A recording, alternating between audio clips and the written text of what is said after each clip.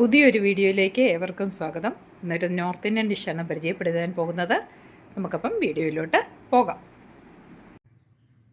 ഇന്ന് ഒരു north Indian ഡിഷാണ്. അതിനുവേണ്ടി നമുക്ക് സോയാബീൻ പയർ എങ്ങനെയാണ് ചപ്പാത്തിക്കും മറ്റേ ജീര റൈസിനും നമുക്ക് കറി വയ്ക്കുന്നതെന്ന് നോക്കാം. ഇത് സോയാബീൻ പയറാണ്. ഇത് ഇളം ചൂടുവെള്ളത്തിലിട്ട് ആദ്യം നമുക്ക് ഒരു 1.5 കപ്പ് എടുത്തിട്ട് ഒരു കപ്പ് എടുത്ത് നമുക്ക് കുതിർക്കാൻ വയ്ക്കാം. 2 തരം പയറിൻ്റെ മിക്സാണ്. വലുതുമുണ്ട്, ചുമന്ന പയറുമുണ്ട്. ഇതിലൊരു അല്പം ബേക്കിംഗ് സോഡ കൂടി ഇട്ട് വെച്ച് കഴിഞ്ഞാൽ നന്നായിട്ട് പെട്ടെന്നങ്ങ് രാവിലെ ആകുമ്പോഴത്തേന് കുതിർന്ന് കിട്ടും. നമുക്കാദ്യം സോക്ക് ചെയ്യാൻ വയ്ക്കാം. രാത്രിയിൽ സോക്ക് ചെയ്ത് വെച്ചിരുന്ന സോയാബീൻ പയർ, അല്ലെങ്കിൽ ഹിന്ദിയിൽ രാജ്മ എന്ന് പറയും, നല്ലതേ പരുവമായി. ഇത് നമുക്ക് കഴുകി കുക്കറിലോട്ട് മാറ്റി ഒന്ന് വേവിച്ചെടുക്കാം.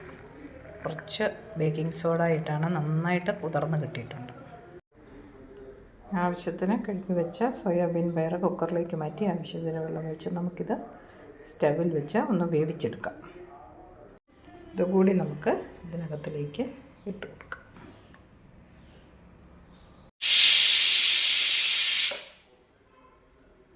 രാജ്മയ്ക്ക് ഒരു 2-3 സീറ്റി വരണം. നന്നായിട്ട് കുതിർന്നാണെങ്കിൽ 2 സീറ്റി കൊണ്ട് തന്നെ വേവും. അല്ലെങ്കിൽ ഒരു 3 സീറ്റി കുക്കറിൽ വന്നു കഴിയുമ്പോൾ നമുക്കത് ഓഫ് ചെയ്ത് വയ്ക്കാം. 2 തക്കാളി, ഒരു സവാള, ഒരു കഷ്ണം ഇഞ്ചി,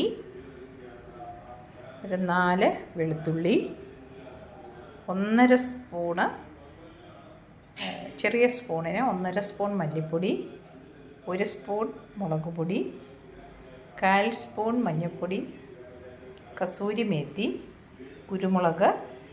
ഇത്രയുമാണ് ഇതിൻ്റെ മസാല ഐറ്റം. ഒരു ഇത്തിരി കായപ്പൊടി കൂടി വേണം, അത് അവസാനം ചേർത്താൽ മതി.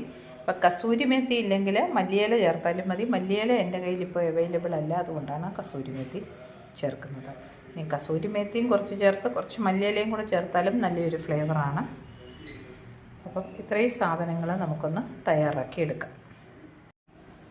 സവാള, ഇഞ്ചി, വെളുത്തുള്ളി ഇത് നമുക്ക് മിക്സിയിലൊന്ന് അടിച്ചെടുക്കാം. അപ്പം ഇഞ്ചിയും ഉള്ളിയും സവാളയും നമ്മൾ ഒരു ജാറിലോട്ട് അടിച്ചെടുത്തിട്ടുണ്ട്. ടൊമാറ്റോ ഒന്ന് പ്യൂരിയാക്കി ഒരു ജാറിലോട്ട് അടിച്ചെടുത്തിട്ടുണ്ട്. രാജ്മ നന്നായിട്ട് വെന്ത് കിട്ടിയിട്ടുണ്ട്. സോയാബീൻ പയറെന്നും പറയും മലയാളത്തിൽ. നന്നായിട്ട് വെന്ത് കിട്ടിയിട്ടുണ്ട്. നമ്മൾ ചട്ടി അടുപ്പത്ത് വെച്ചൊന്ന് ചൂടാക്കിയെടുക്കാം. ചട്ടി അടുപ്പത്ത് വെച്ചിട്ടുണ്ട്. ഇതിലേക്ക് നമുക്ക് എണ്ണ ഒഴിച്ചു കൊടുക്കാം. ഞാൻ ഉപയോഗിക്കുന്നത് നോർത്ത് ഇന്ത്യൻ കറികൾ വെക്കുമ്പോൾ നമ്മൾ വെളിച്ചെണ്ണയല്ല സാധാരണ ഉപയോഗിക്കുന്നത്. നമ്മൾ ഉപയോഗിക്കുന്നത് മറ്റുള്ള എണ്ണകളാണ്. ഓരോരുത്തരും എന്താ പറയുന്നത്, സൂര്യകാന്തി എണ്ണ, സൺഫ്ലവർ ഓയിൽ, അങ്ങനെ സൂര്യകാന്തി എണ്ണയോ തവിടെണ്ണ അങ്ങനെ എന്തെങ്കിലുമൊക്കെ എണ്ണകൾ ഉപയോഗിക്കാം. വെളിച്ചെണ്ണയിൽ നോർത്ത് ഇന്ത്യൻ കറികളൊക്കെ വെക്കുമ്പം അതിൻ്റെ രുചി വേറൊരു വ്യത്യാസത്തിൽ വരും. അപ്പം അതുകൊണ്ട് നമുക്കിത് ഗ്രൗണ്ട് നട്ട് ഓയിലാണ് ഞാനിത് ടാറ്റയുടെ കോൾഡ് പ്രസ്ഡ് ഗ്രൗണ്ട് നട്ട് ഓയിലാണ് ഞാൻ ഉപയോഗിക്കുന്നത്. ചട്ടി നന്നായിട്ട് ചൂടായിട്ടുണ്ട്. നമുക്ക് എണ്ണ ഒഴിച്ച് കൊടുക്കാം. ആവശ്യത്തിന് എണ്ണ ഒഴിക്കണം. എണ്ണ ഒഴിച്ചതിന് ശേഷം എണ്ണ ചൂടായി കഴിയുമ്പോൾ അതിലേക്ക് ചെറുജീരകം. നോർത്ത് ഇന്ത്യൻ കറികളിൽ നമ്മൾ കടുകല്ല ഉപയോഗിക്കുന്നത്, ചെറിയ ജീരകമാണ് ഉപയോഗിക്കുന്നത്. അപ്പോൾ അതിലേക്ക് നമുക്ക് ചെറിയ ജീരകം ഇട്ട് കൊടുക്കാം.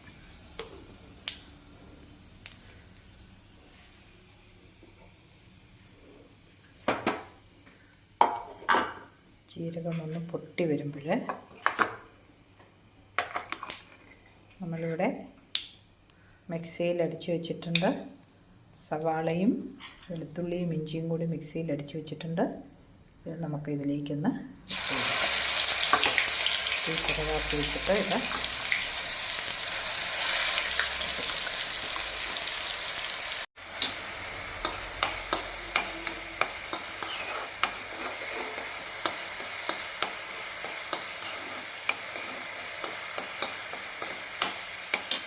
ഇതിലേക്ക് നമുക്ക് അല്പം ഉപ്പ്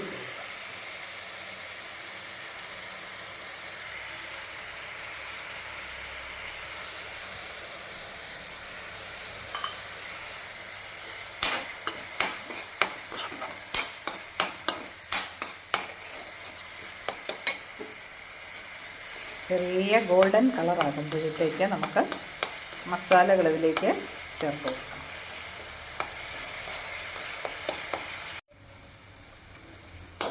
ഉപ്പും മസാലയും എല്ലാം നമ്മൾ ചേർത്ത് കൊടുത്തിട്ടുണ്ട്. മസാലപ്പൊടികളെല്ലാം ചേർത്തു, ഉപ്പും ചേർത്ത് കൊടുത്തു. ഉള്ളിയിലേക്ക്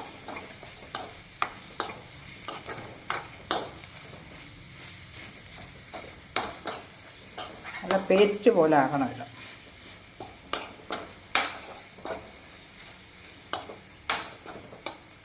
ഇനി ഇതിലേക്ക് നമുക്ക് ആ ടൊമാറ്റോ പ്യൂരി തയ്യാറാക്കി വെച്ചിരിക്കുന്നത് അങ്ങോട്ട് ഇട്ട് കൊടുക്കാം.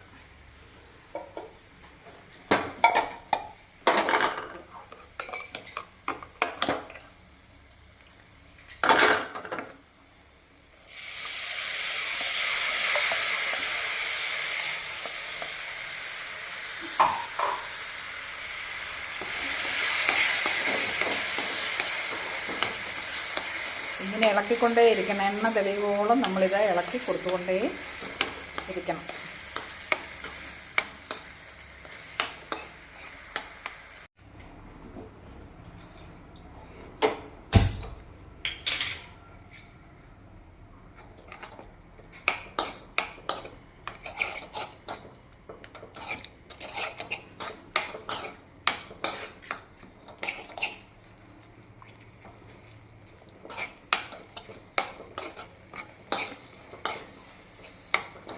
ഞാൻ നേരത്തെ പറയാൻ മറന്നുപോയി, 1 സ്പൂൺ ഗരം മസാലയും കൂടെ ചേർക്കണം.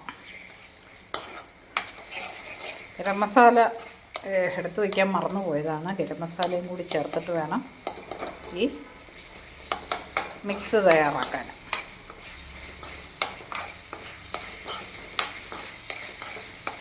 നന്നായിട്ട് എണ്ണ തെളിയുന്നത് വരെ നമ്മളിങ്ങനെ ഒന്ന് ഇളക്കി കൊടുക്കണം.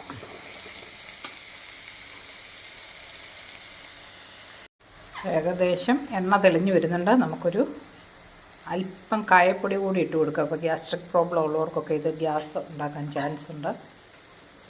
അപ്പം നമുക്കൊരു ശകലം അല്പം കായപ്പൊടിയും കൂടി ഇതിനോടൊപ്പം ചേർത്ത് കൊടുക്കാം.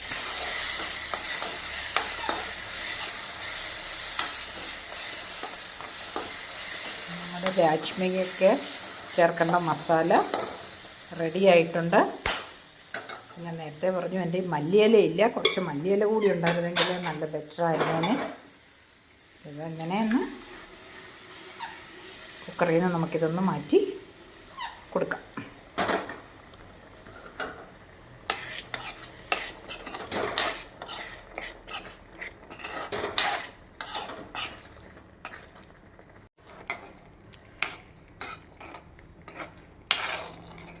അത് നമ്മുടെ സോയാബീൻ പയർ അല്ലെങ്കിൽ രാജ്മയുടെ കറി ഏകദേശം റെഡിയായി കഴിഞ്ഞിട്ടുണ്ട്.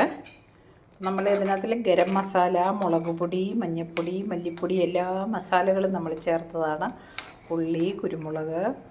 അപ്പോൾ ഈ മസാലയുടെ രുചിഭേദങ്ങളെല്ലാം കൂടെ ഒന്ന് നമുക്ക് മാനേജ് ചെയ്തെടുക്കാൻ വേണ്ടി നമുക്ക് ഒരിത്തിരി നാരങ്ങാനീര് ഇതിലോട്ടൊന്ന് പിഴിഞ്ഞ് ചേർത്ത് കൊടുക്കാം.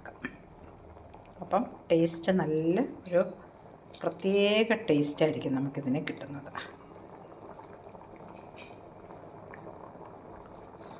നാരങ്ങയുടെ ഒരു ചെറിയ കഷ്ണം എടുത്തിട്ട് ഒന്ന് ചെറുതായിട്ടൊന്ന് പിഴിഞ്ഞ് ചേർത്ത് കൊടുത്താൽ ഒരു മസാലകളെല്ലാം കൂടെ ഒന്ന് ബാലൻസിങ് ആകും.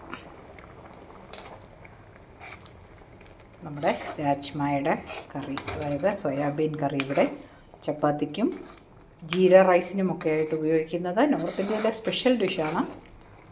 മല്ലിയില ഇല്ലാതെ പോയത് കൊണ്ടും മല്ലിയില ഇട്ടത് എൻ്റെ മുൾവശം ഗാർണിഷ് ചെയ്താൽ നല്ല ഒരു ഭംഗിയായിട്ടിരിക്കും. അപ്പം രാജ്മായ കറി റെഡിയായിട്ടുണ്ട്.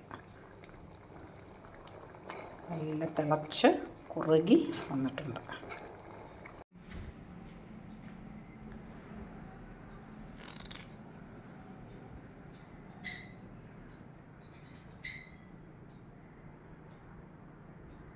കറി റെഡി ആയിട്ടുണ്ട്. അപ്പോൾ എല്ലാവർക്കും ഈ വീഡിയോ ഇഷ്ടമായെന്ന് വിചാരിക്കുന്നു. അതിൻ്റെ മുകളിൽ മല്ലിയില കൂടി വിതറി നല്ല ഒരു ടേസ്റ്റി വിഭവമാണ്. ചപ്പാത്തിക്കും ജീര റൈസിനുമൊക്കെ വളരെ ടേസ്റ്റി ആയിട്ടുള്ള ഒരു വിഭവമാണ്.